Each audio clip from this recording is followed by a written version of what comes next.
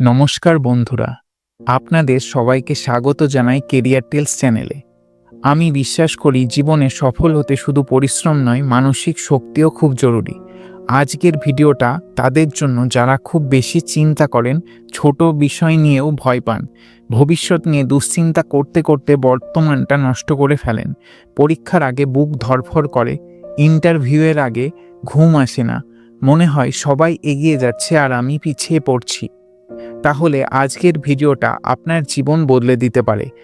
আজ আমরা আলোচনা করব শক্তিশালী সেলফ হেল্প বই রিওয়ার ইওর অ্যাংশিয়াস ব্রেন থেকে, যেখানে দেখানো হয়েছে কিভাবে আমাদের মস্তিষ্কের ভয় আর ওভার থিঙ্কিংয়ের সার্কিটে নতুনভাবে প্রোগ্রাম করা যায়।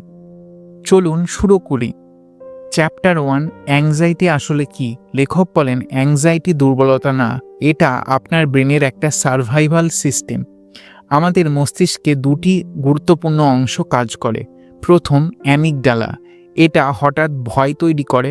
ধরুন আপনি হঠাৎ জোরে আওয়াজ শুনলেন, বুক ধড়ফড় করবে, এটাই স্বাভাবিক। দ্বিতীয়, কর্টেক্স। এটা চিন্তা করে, এটাই ওভার থিঙ্কিং তৈরি করে। যেমন, আমি যদি ফেল করি, আমি যদি চাকরি না পাই, যদি সবাই আমাকে বিচার করে। সমস্যা হলো অ্যামিগডালা দ্রুত কাজ করে আর কর্টেক্স গল্প বানায় এবং আমরা সেই গল্পকে সত্যি ভেবে বসি। দ্বিতীয় অধ্যায়, আপনি আপনার চিন্তা নন। এই বইয়ের সবচেয়ে গুরুত্বপূর্ণ শিক্ষা, থট ইজ নট ট্রু।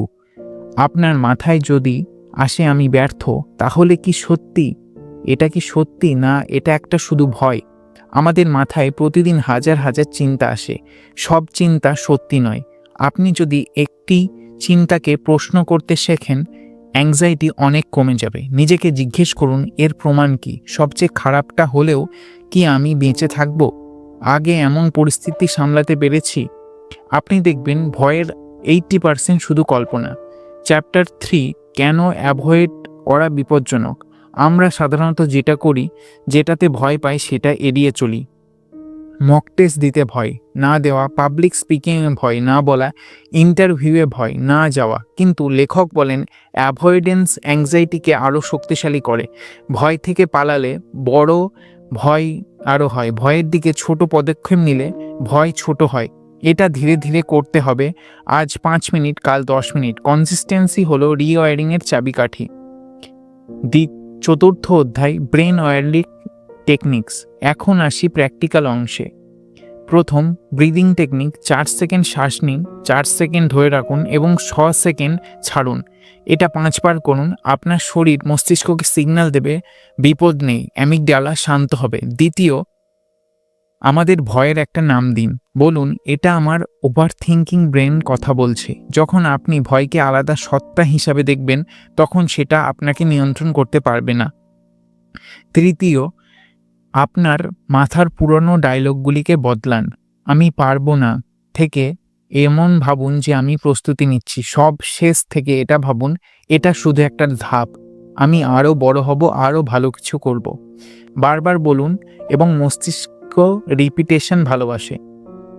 পঞ্চম অধ্যায়, এক্সাম এবং কেরিয়ার অ্যাসপিরেন্টসের জন্য বিশেষ শিক্ষা। তুমি যদি কম্পিটিটিভ এক্সামের জন্য প্রস্তুতি নাও, এই বই তোমার জন্য শোনা অবশ্যই জরুরি।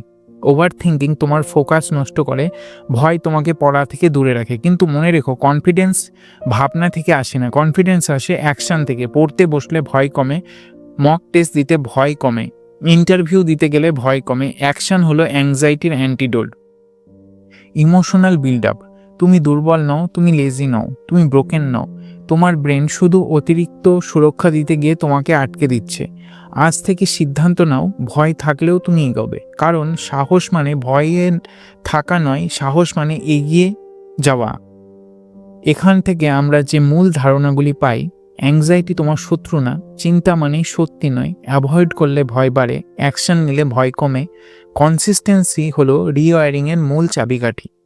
বন্ধুরা, আজকের ভিডিও যদি আপনার ভালো লাগে তাহলে অবশ্যই লাইক করুন, কেরিয়ার টেলস চ্যানেলটিকে সাবস্ক্রাইব করুন, কারণ এখানে আমরা এমন বইয়ের সারাংশ দিই যা আপনার কেরিয়ার, মানসিক শক্তি আর জীবন বদলাতে সাহায্য করবে। কমেন্টে লিখুন, আপনি কি ওভার থিঙ্কিংয়ের সাথে লড়ছেন? পরের ভিডিওতে আবার দেখা হবে। ততক্ষণ পর্যন্ত মনে রাখবেন, আপনার মস্তিষ্ক আপনার নিয়ন্ত্রণে।